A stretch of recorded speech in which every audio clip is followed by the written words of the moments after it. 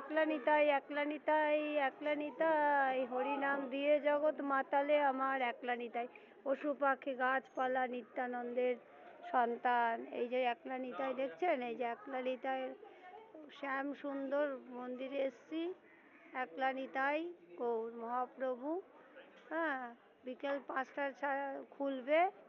সকালবেলায় আমরা এই স্বামী নিত্যানন্দের এখানে আসলাম, এসে ওই প্রোগ্রামগুলো দেখলাম।